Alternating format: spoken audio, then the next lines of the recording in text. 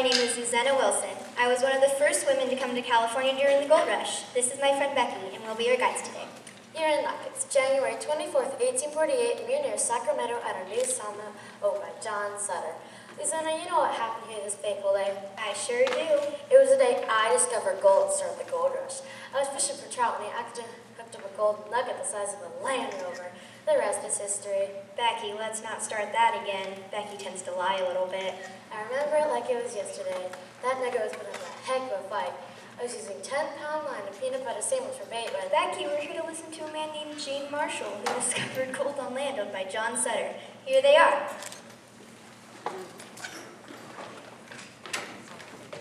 Captain Sutter, I found gold in your sawmill. Are you sure? Absolutely. I had it tested. You've got gold on your land. Gold! Gold, I tell you.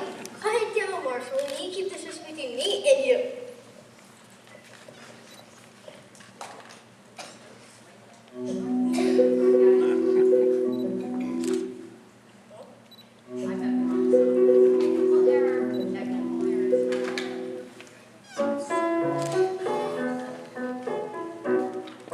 It's our little secret. It's just between us.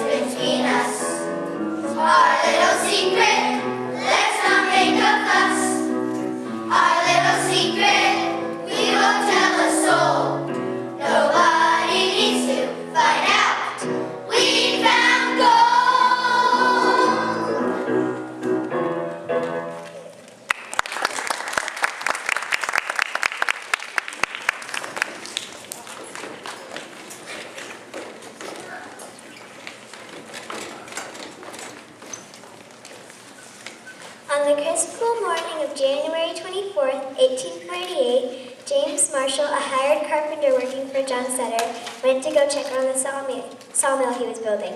Something shiny caught his eye as he inspected the mill. He held up the glittering object and was sure it was gold. He tried 3 tests on the rock. First, he hit the rock with a hammer. The pebble didn't smash into pieces like fool's gold. Next, he soaked it in lye soap and then vinegar. The rock didn't change at all. It looked like Marshall had found gold. He went to Sutter immediately. Together, they did more tests and proved that the shiny rock was gold. They tried to keep the discovery a secret, but the news spread like wildfire.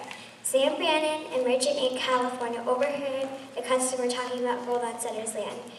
Here's how the word of gold got out to Sam Brannan. I would like that shovel, sir. That'll be $1. I don't have any money, but will you take this gold dust? Excuse me, sir, but where did you get that gold dust? I shouldn't tell anybody, but I work up at Sutter's Mill and there's gold everywhere. Are you telling me that there's gold in the American River? Yes, sir, but please don't tell anybody. This is our little secret, right? Oh, sure, it's our secret.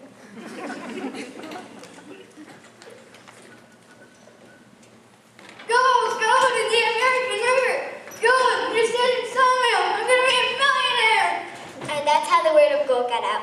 Now almost everyone from New England to New Orleans is coming to California to strike it rich. Well, someday gold will run out in California, so hurry up and get to the gold fields to make your fortune.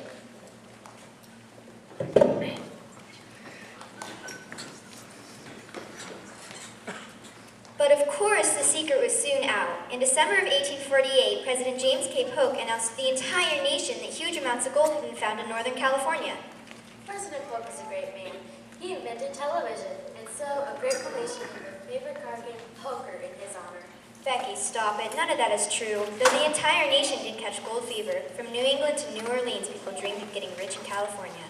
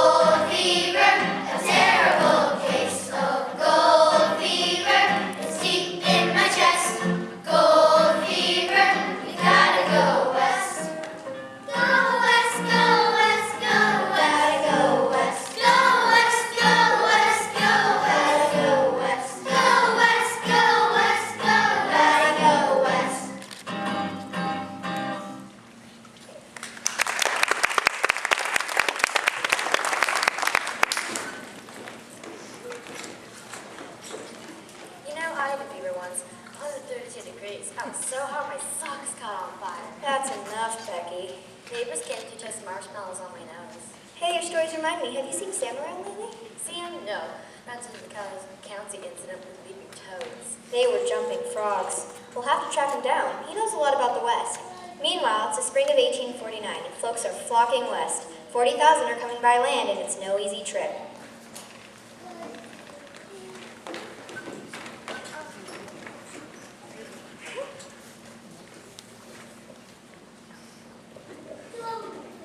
Bankers, farmers, ranchers, ministers, doctors, and businessmen from all around the world can't wait to clamp their hands gold and strike it rich. Well, the Overland Trail is the one and only way to travel across land to reach California. And of course, it's the only kid-friendly route. So who would want to take this route? The majority of the gold seekers choose this route. I was sorry that I might have been robbed of all possessions at the thought of leaving my family to go to California. But that's when Jacob Abbott told me about taking your kids on the Overland Trail. I advise leaving at the beginning of April so prospectors can't have grass to munch on. Pack food, water, and your desired possessions and start your 4 to 5 month trip. The 1,800-mile trip will either start in Independence, Missouri, San Joseph, Missouri, or Council Bluffs, Iowa. However, rushing rivers, scorching hot deserts, Indian attacks, cholera, dysentery, and dehydration and starvation may be the end to unaware miners. But around the campfire, life couldn't be merrier. It was so dusty on the Oregon and California trails, I didn't know the difference between meat and dirt. If prospectors do in fact look like the dust all around them, just know that they're lucky to still be alive. Come to California! He's right. Pioneers better hurry up if they don't want to go the same way as the Donner Party. Yeah, you're right. It's mighty rough on the Overland Trail. I agree with the two.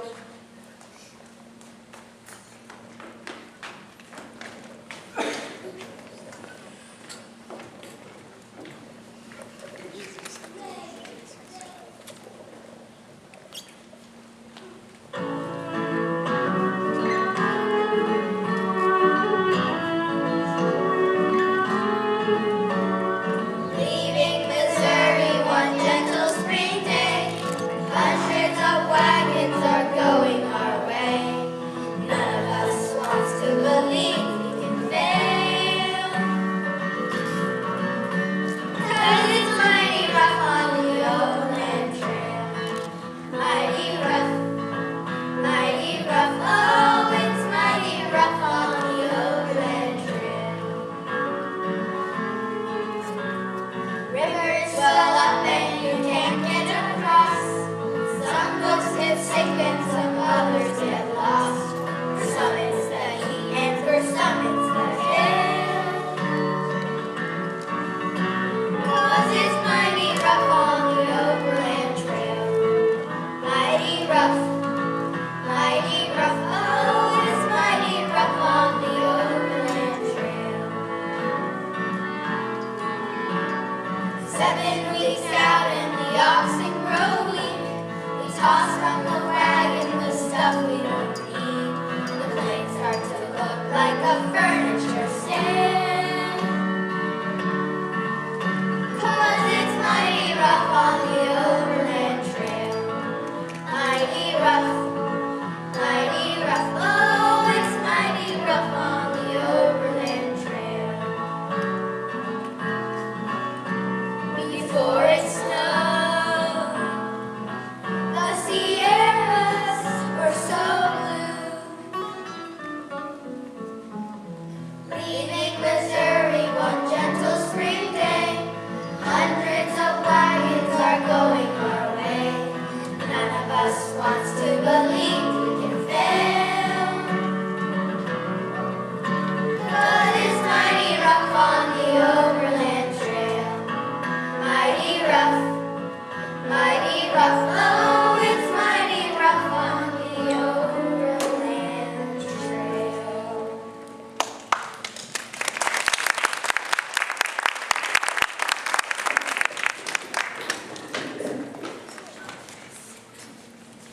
I myself came to California by wagon. Started my first hotel and restaurant near Sacramento on September 49. Got $10 for my first plate of biscuits. I came by plane.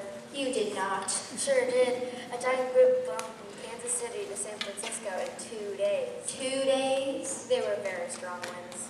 Sam, you made it. The reports of my death are greatly exaggerated. You just in time to hear from the folks that came to California by ship. They call themselves Argonauts, sailing for the Golden Fleece. I prefer steamboats on the Mississippi myself, but I wasn't luck.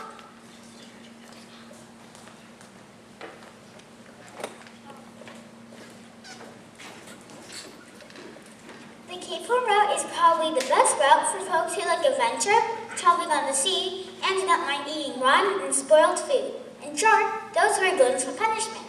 This 16,000-mile-long voyage takes about 5 to 6 intense months of travel. Argonauts and miners seeking a better fortune start off in New York and head down the Atlantic Ocean. Gold seekers often see Rio de Janeiro and even make a pit stop there at times. Miners may be prepared to be amidst ravaging storms, because as they approach the Cape Horn, they will encounter seemingly millions of them. Then they will sail up the Pacific Ocean and finally reach their destination, San Francisco. The overall cost of this trip will be anywhere between $300 to $600. For the weak-hearted travelers who grew sick or did not like adventure, this was definitely not the route for them. Even though this is a grueling and extended journey, it was one of the best and safest routes to get to California, therefore proving to have the best success rate of making it through. Here's some of those hard aeronauts right now.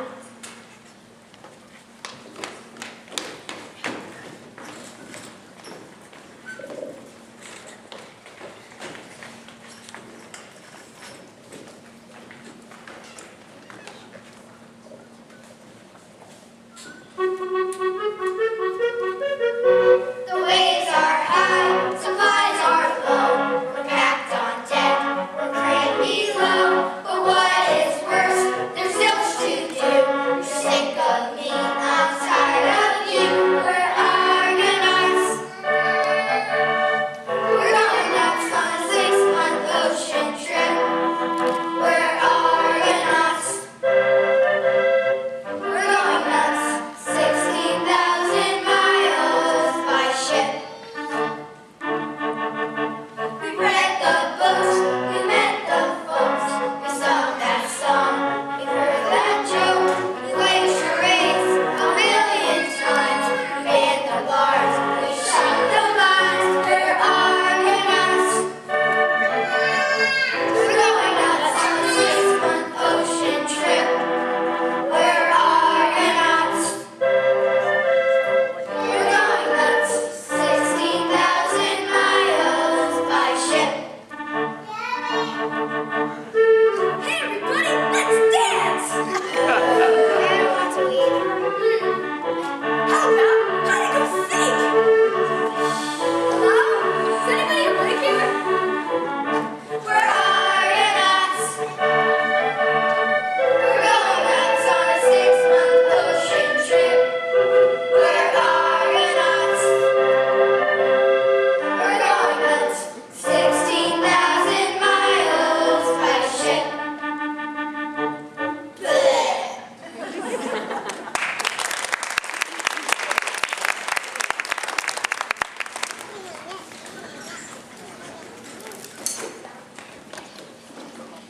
Now that's what I call buffing it. And life wasn't much easier when they finally got out to the camps. You bet. I didn't make it out to California until the 1860s, but I remember the summer weather. Boiling hot in the sun, rivers fed by melting snow. Don't forget the giant squid. Even some of the miners who stuck it out had to give up digging through the winters and move to San Francisco or Sacramento. You bet. The coldest winter I ever spent was a summer in San Francisco. That's lessons these miners.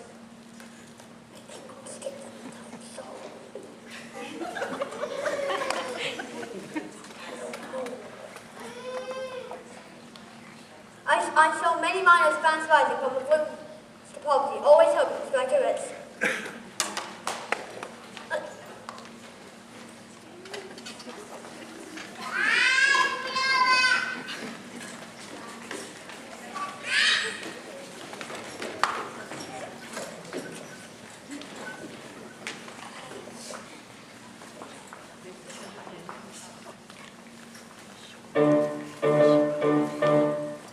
Just one hand away from striking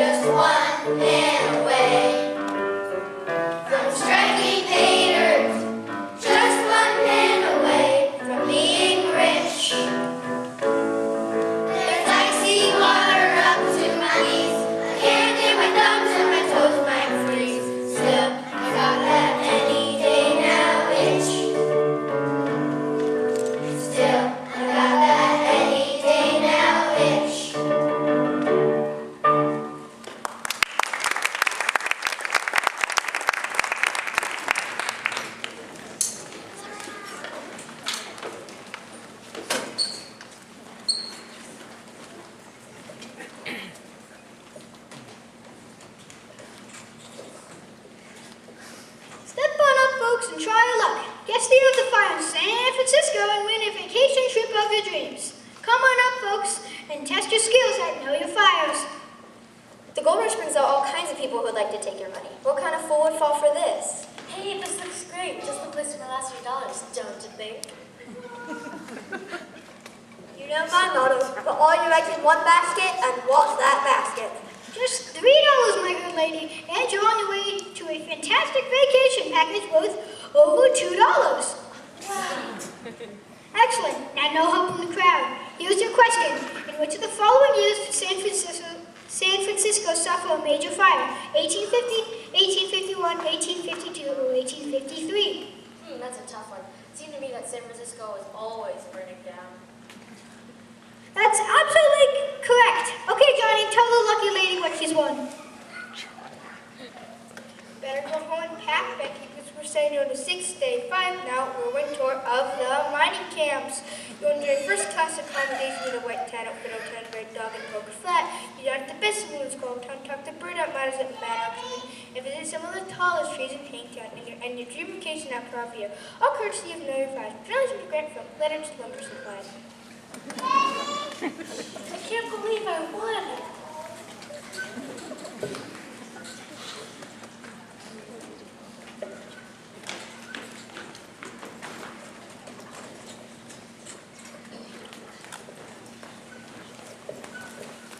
In the beginning, only 3% of the new immigrants came to California during the California Gold Rush. Or would. Not many women came to California, but the ones who did got lots of attention. The miners came to get married. Some women actually traveled to California and married men they never even met before. They were married people they never even seen. Some women came to join their husbands and brought their children. At one point in time, people made it easier to get to California. They made faster ships, built stagecoaches, and built a railroad across the Panama. Then even more women and children came to join their families. During the gold rush, we cooked, washed clothes, gardened, and entertained. The miners would like any type of entertainment. The women would perform like singing, dancing, and acting. Lola Montez was a famous dancer, but it was Lotta Crabtree, a tiny dancer who stole the show. By the 1850s, less than 8% of the women in the gold rush were women. Yeah, many that came brought their children. Children of the miners had to find a way to have fun.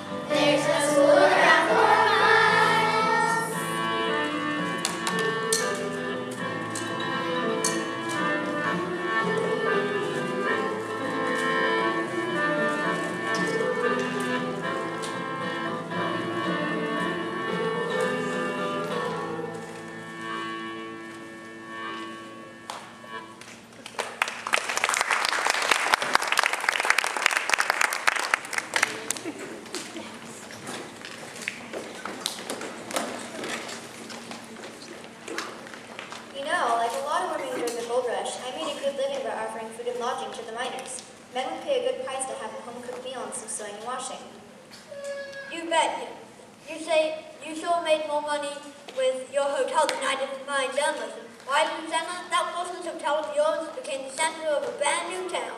A lot of famous people got their start at that time. Sure, I remember Gordon Nike sold boots with bladed heels. Called them Air Gordons.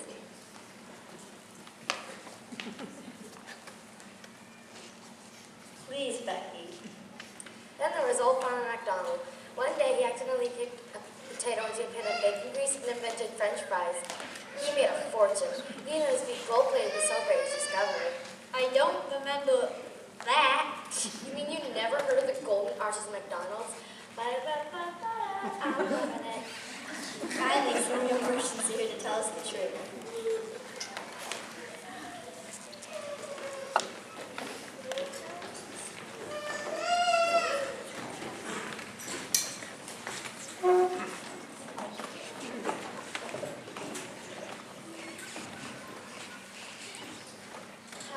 I'm Levi Strauss, one of the merchants who became a millionaire.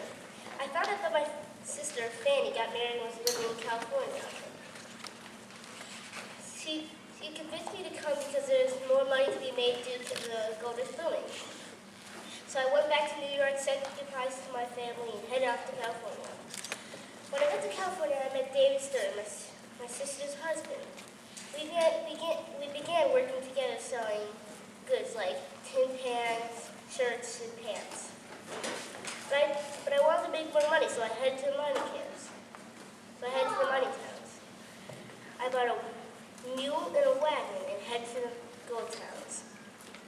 On the way, I met a prospector, and I asked him if he needed some cans for a tent. He told me no. What he really needed was some nice, sturdy pants. So I told him I would make him some by sundown. That's when my life changed forever. I began selling so many pants to the miners that I began working with David and my brothers. All the miners loved it.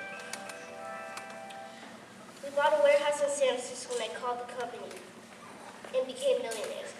I called the company Levi Strauss and Company.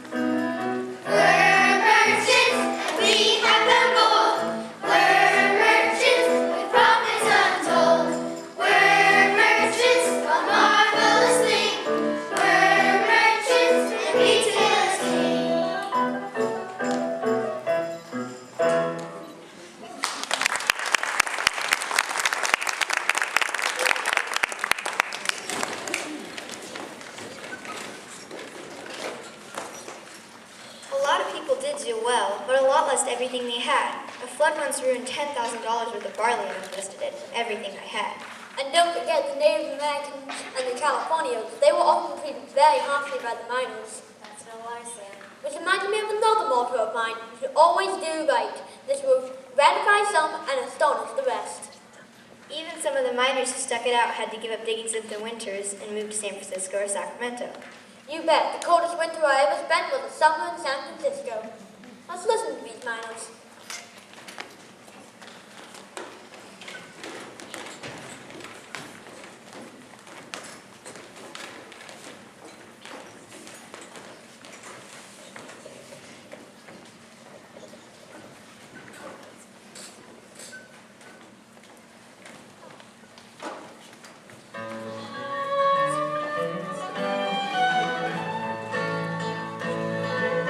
In spring, we dig in the summer. We dig while the blue skies last. In winter it rains, the rivers are flooded. We head to the cities fast. The sun is so deep, the cows disappear now. There's nothing but their muffled news.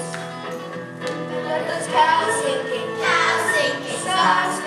socks thinking, what the heck were we thinking, waiting out the winter time?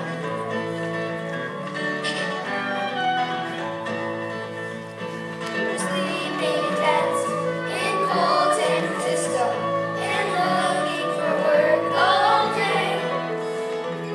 We're hauling wood and digging some ditches and gambling our gold away. $2 for a bath, to wash all the mud off, and dive for some nice dry shoes. We got those cows sinking, socks thinking, what the heck were we thinking, waiting out the winter time? Sinking, socks thinking, what the heck were we thinking, waiting out the winter time?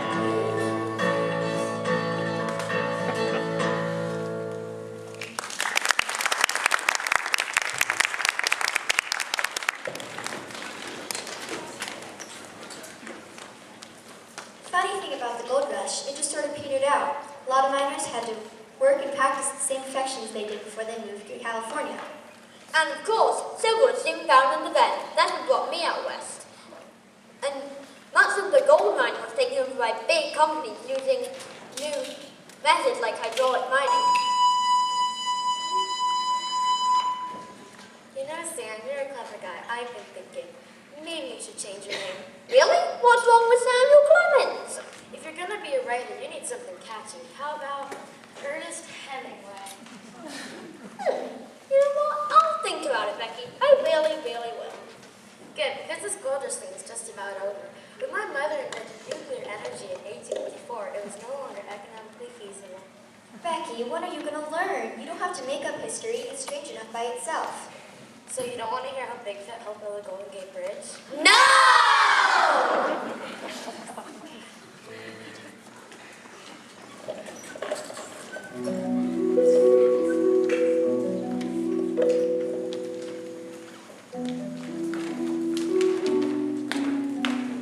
Restless Northern California in 1855. Not much gold is now found. We start settling down, just trying to survive.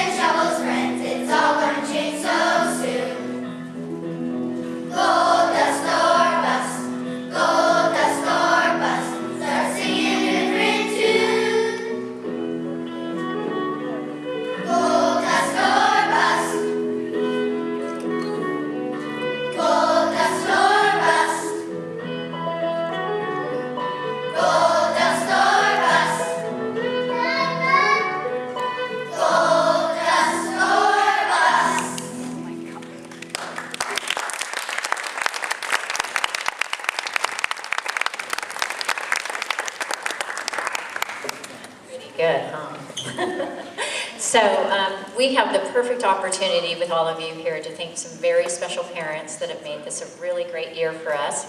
So we would like our room mothers to come up, Mrs. Allen and Mrs. Alave, if you would come up.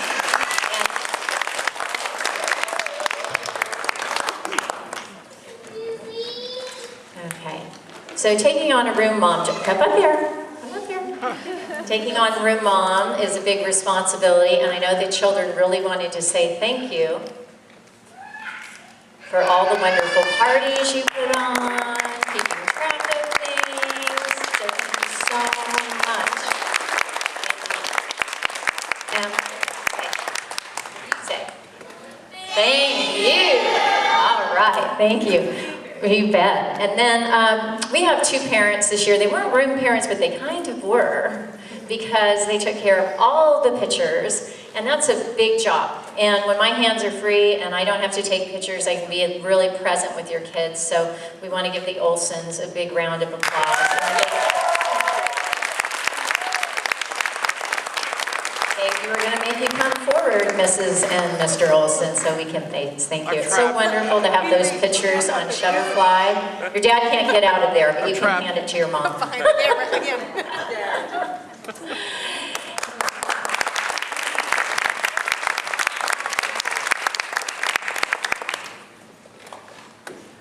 And then we just have a couple of sweets here for making our year so sweet.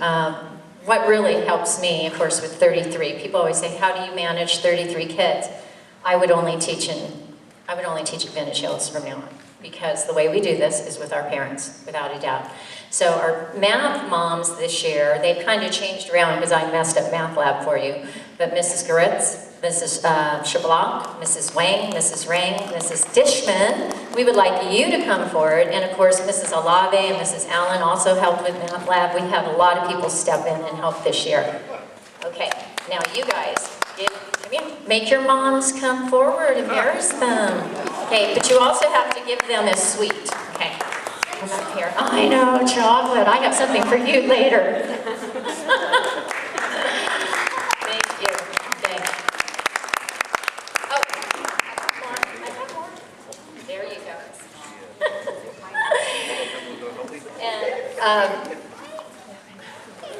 I also want to give a real thank you for the people that have come in the morning too, and some of them have been the same people, but Mrs. Shum, you've come in and the kids said, what do those parents do in the hallway? And I said, well, I didn't really tell them that, but they keep me from having to work till 1 o'clock at night, basically.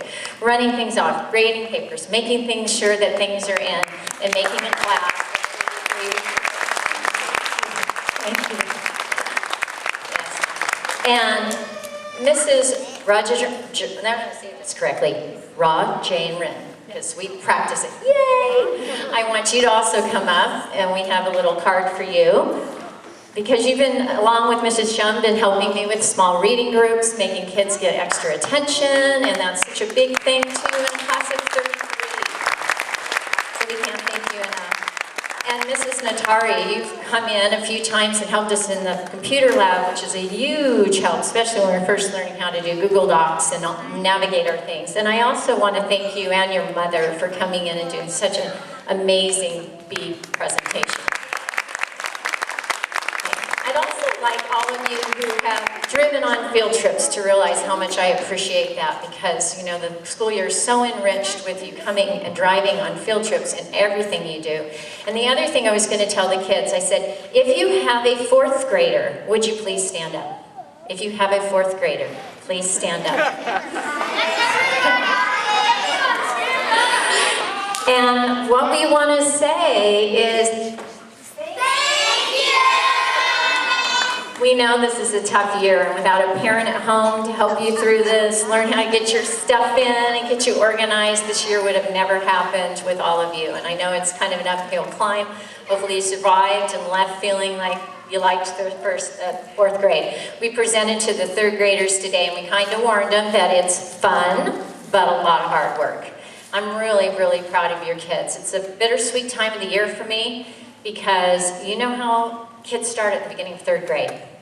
And now I have all these beautiful readers and writers and mathematicians and artists, and the 5th grade teachers get to enjoy them next year. But that's my job, and I love it. I love taking kids on the journey through 4th grade. It was my favorite year in school. So I hope you all, every single one of you, even if I've given you a hard time, you will always be in my heart. You are a special group. Look what you pulled off in 2 weeks of practice. Isn't that amazing? Let's give them another round of applause. I'm going to give you some time to take some pictures, and then I did get you some sweets too. So I am going to be back with those, but I want your parents to have a chance to take your picture as a group, individually, whatever you want with that beautiful background, and I will be right back.